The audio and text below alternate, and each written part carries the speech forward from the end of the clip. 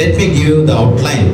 ఈ రోజున ఈ 12వ అధ్యాయాన్ని ధ్యానించక ముందు దీని నిర్మాణాన్ని మీకు తెలియజేస్తాను. The first 6 verses of this chapter introduces 3 great characters. మొదటి 6 వచనాలలో ముగ్గురు వ్యక్తుల యొక్క పరిచయాన్ని మనం చూస్తాం. And verses 7 to 10, that is 4 verses, they tell about a great conflict in heaven. తర్వాత 7 నుంచి 10 వచనం వరకు ఉన్న 4 వచనాలు మనం చూస్తే పరలోకములో గొప్ప పోరాటము లేకపోతే యుద్ధాన్ని మనం చూస్తాం.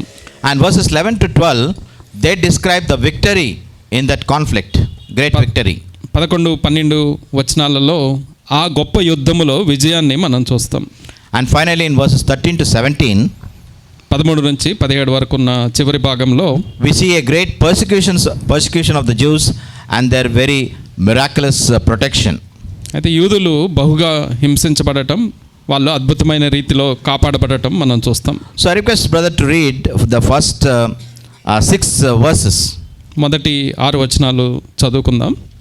అప్పుడు పరలోకమందు ఒక గొప్ప సూచన కనబడెను. అదేదనగా సూర్యుని ధరించుకొనిన ఒక స్త్రీ, ఆమె పాదముల క్రింద చంద్రుడును, శిరస్సు మీద 12 నక్షత్రముల కిరీటమును ఉండెను. ఆమె గర్భిణి అయి ప్రసవ వేదన పడుచు ఆ నొప్పులకు కేకలు వేయుచుండెను. అంతటా పరలోకమందు ఇంకొక సూచన కనబడెను.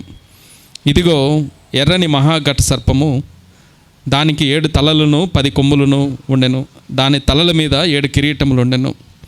దాని తోక ఆకాశ నక్షత్రములలో 3వ భాగము నీడ్చి వాటిని భూమి మీద పడవేసెను. కననయున్న ఆ స్త్రీ కనగానే ఆమె శిశువును మృంగివేయవలనని ఆ ఘట సర్పము స్త్రీ ఎదుట నిలుచుండెను. సమస్త జనములను ఇనుపదండముతో ఏలనయున్న ఒక మగ శిశువును ఆమె కనగా, ఆమె శిశువు దేవుని యొద్దకును ఆయన సింహాసనం వద్దకును కొనిపోబడెను. ఆ స్త్రీ అరణ్యమునకు పారిపోయెను. అచ్చట వారు 1260 దినములు ఆమెను పోషింపవలనని దేవుడు ఆమెకు ఒక స్థలము సిద్ధపరిచి ఉంచెను. So in this first 6 verses we see 3 characters being introduced. ఈ మొదటి 6 వచనాలలో ముగ్గురు వ్యక్తుల పరిచయాన్ని మనం చూస్తాం. As usual, our great task lies in identifying these characters. ఇందులో మనకున్న పని ఏంటంటే ఆ వ్యక్తులు ఎవరు అని గుర్తించే ప్రయత్నం చేయటం. They are a symbolic representation of something that which we have to identify. అయితే మనం గుర్తించే సూచనలు ఇందులో ఉంటున్నాయి. So we have to identify who these 3 characters are. Listen very carefully because these are all great things that are very very useful to us. అయితే ఇవెన్నో మర్మముతో కూడిన సూచనలు, విషయాలు ఉంటున్నాయి కాబట్టి చాలా జాగ్రత్తగా ఆలోచన చేస్తే మనకెంతో ప్రయోజనకరంగా ఉంటాయి. Character number 1 is a woman clothed with the sun and moon under her feet and her head a crown of 12 stars. మొదటి వ్యక్తిని చూస్తే సూర్యుని ధరించుకొని ఆమె పాదాల క్రింద చంద్రుడు, శిరస్సు మీద 12 నక్షత్రాల కిరీటము కలిగి ఉన్న ఒక స్త్రీ. So we have to identify who this woman is. ఈ స్త్రీ ఎవరో ముందుగా మనం గుర్తించాలి. Some say this woman is the church. కొంతమంది ఏమంటారంటే ఈ స్త్రీ ఎవరో కాదు, సంఘము అని అంటారు. This woman cannot be the church. ఈ స్త్రీ సంఘం అవటానికి వీల్లేదు. Because the church has already been raptured before chapter 5. ఎందుకు ఈమె సంఘం కాదు అని అంటున్నామంటే 5వ అధ్యాయానికి ముందే సంఘము పైకెత్తబడింది కనుక. We believe in a pre-tribulation. మనము మహాశ్రమలకి ముందు సంఘం ఎత్తబడుతుంది. The church has been caught away, so this woman cannot be the church. అయితే ఆ సిద్ధాంతాన్ని మనం నమ్మే వారంగా ఉంటున్నాం కాబట్టి సంఘము ముందే పైకెత్తబడితే ఆ శ్రమల కాలంలో ఇంకొక స్త్రీ సంఘముగా ఉండటానికి వీలవ్వదు. Incidentally, there are 4 women that are told in the book of Revelation, described in the book of Revelation. అయితే ఇక్కడ మనం గమనిస్తే ప్రకటన గ్రంథంలో 4 స్త్రీలు మనకు కనపడతారు. In Revelation chapter 2 and verse 20, in the message to Thyatira, there is a woman called Jezebel. 2వ అధ్యాయం 20వ వచనంలో తుయతైరా సంఘానికి రాసిన లేఖలో యెజబెలు అనే ఒక స్త్రీ కనపడుతుంది. She is symbolic of the paganic people. అయితే అన్య మతాలన్నిటికీ సూచనగా ఏమి ఉంటుంది. Then there is a second woman that is in this chapter 12 verse 1. 12వ అధ్యాయం మొదటి వచనంలో 2వ స్త్రీని మనం చూస్తున్నాం. She represents Israel, not the church. ఆమె ఇశ్రాయేలీలకు సూచనగా ఉంటుంది, సంఘానికి కాదు. Then there is a third woman in chapter 17 and verse 1 to 7. 17వ అధ్యాయం మొదటి 7 వచనాలలో 3వ స్త్రీని మనం చూడొచ్చు. She is called the harlot. She represents the apostate church. ఆమెని వేశ్య అని మహావేశ్య అని పిలువబడుతుంది. ఈమె భ్రష్టత్వానికి చేరిన సంఘానికి సూచనగా ఉంటుంది. And the final woman is called in verse 7 to 8 of 19th chapter. She is called the bride of the lamb. 19వ అధ్యాయం 7-8 వచనాలలో చూస్తే గొర్రెపిల్ల యొక్క వధువు అని అక్కడ పిలువబడుతుంది. That represents the true church.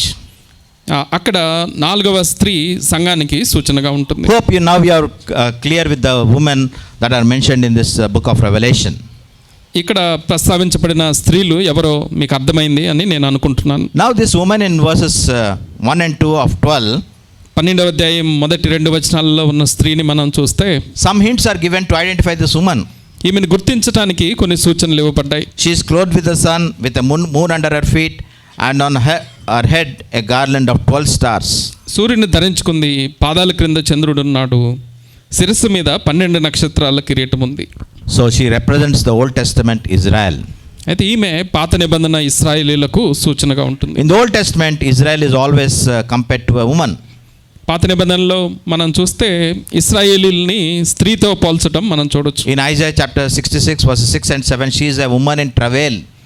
యెషయా 66వ అధ్యాయం 6-7 వచనాల్లో చూస్తే వేదనలో ఉన్న ఒక స్త్రీతో అక్కడ పోల్చబడటం చూడొచ్చు. Even in her pain she gave birth to a boy. అయితే ఆ ప్రసవ వేదనలో కూడా ఆమె ఒక శిశువుకి జన్మనిచ్చింది. That's what is said in verse 2 also of this chapter 12. ఈ అధ్యాయం 2వ వచనంలో కూడా అదే మాట చెప్పబడింది. And she being in labor and in pain she gave birth. ఆమె ప్రసవ వేదన పడుతూ ఆమె ఒక శిశువుకి జన్మనిచ్చినట్లుగా ఇక్కడ రాయబడింది. In the Old Testament, God referred to his people as a woman whom he dressed in honor and splendor. అయితే పాత నిబంధనలో తన ప్రజలని ఒక స్త్రీతో పోలుస్తూ తన ఘనతని వాళ్ళకి ఇవ్వటం మనం చూడొచ్చు. In Ezekiel chapter 16 verses 14 and 15 you can find this verse. Ezekiel 16వ అధ్యాయం 14-15 వచనాలలో ఈ మాటలు మీరు చూడొచ్చు. That is one aspect. The second aspect is the garland with 12 stars may be symbolic of the 12 tribes of Israel. అయితే ఆమె ధరించిన 12 నక్షత్రాల కిరీటము 12 గోత్రాలకి సూచనగా ఉంటుంది. That's what Joseph's dream was in Genesis 37. ఆదికాండం 37వ అధ్యాయంలో యోసేపు కనిన కల ఆ రీతిగా ఉంటుంది. Now tell me, who is this woman in chapter 12?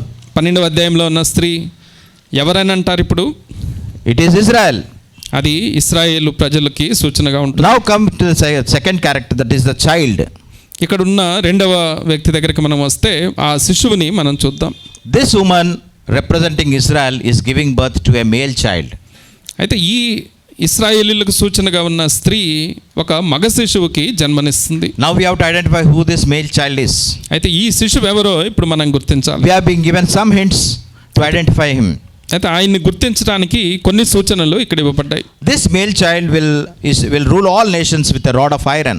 అయితే ఈ శిశువు సమస్త జనములను ఇనుప దండముతో ఏలతాడు అని చెప్పబడింది. And come to verse 15 of chapter 19 of Revelation. ప్రకటన గ్రంథం 19వ అధ్యాయం 15వ వచనానికి వస్తే, and it says, from his mouth comes a sharp sword, so that with it he may strike down the nations, and he will rule them with a rod of iron, and he treads the winepress of the fierce wrath of God the Almighty. జనములను కొట్టుటకై ఆయన నోట నుండి వాడిగల ఖడ్గము బయలువెడలుచున్నది. ఆయన ఇనుప దండముతో వారిని ఏలును. ఆయనే సర్వాధికారియగు దేవుని తీక్ష్ణమైన ఉగ్రత అను మద్యపు తొట్టి త్రొక్కును అని ఉంటుంది. And he combined this John 5 and verse 22. అయితే దీన్ని యోహాను 5:22తో మనం కలిపి చూస్తే, now we conclude that he is none other than Lord Jesus Christ. అయితే అప్పుడు దీన్ని బట్టి మనం చూసినప్పుడు ఈయన ఎవరో కాదు, ప్రభువైన యేసుక్రీస్తు అని అర్థమవుతుంది. So the male child is Lord Jesus Christ. ఆ మగ శిశువు ప్రభువైన యేసుక్రీస్తు. Now comes a very important fact. ఇక్కడ మరో ప్రాముఖ్యమైన నిజం ఏంటంటే, out of Israel comes Lord Jesus Christ. ఇశ్రాయేలు గోత్రంలో నుంచి, ఇశ్రాయేలీలలో నుంచి ప్రభువైన యేసుక్రీస్తు వస్తాడు అనే సత్యం ఇందులో ఇమిడి ఉంటుంది. మళ్ళీ యేసు ప్రభు నుంచి ఎవరు వస్తున్నారండి? తన స్వరక్తం ఇచ్చి కొన్న, ఇది గుర్తుపెట్టుకోవాలి. Out of Israel came Lord Jesus Christ. Out of Lord Jesus Christ came the church, was born the church.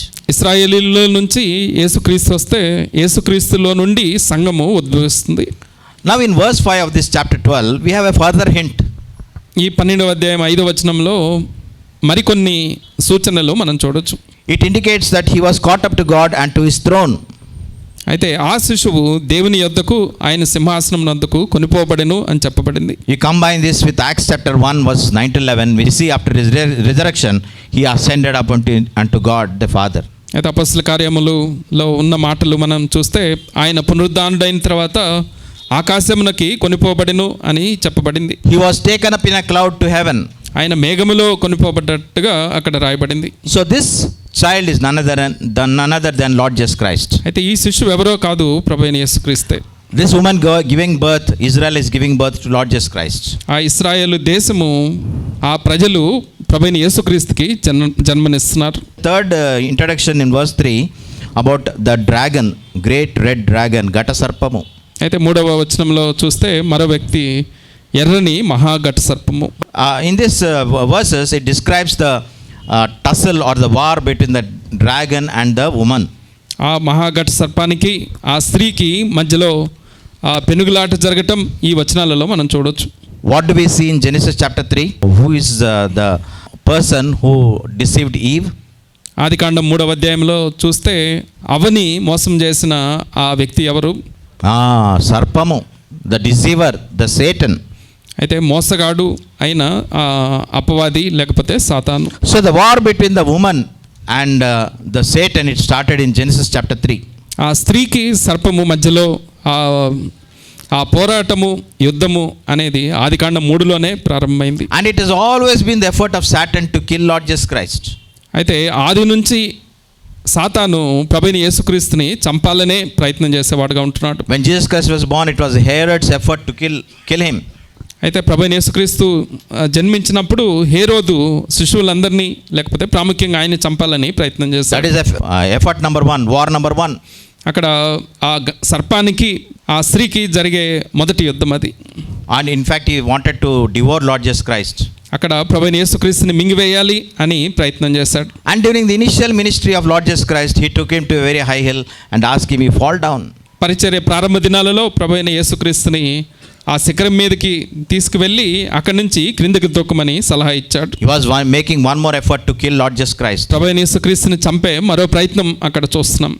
And at the end of the ministry, again he used Judas to kill Lord Jesus Christ.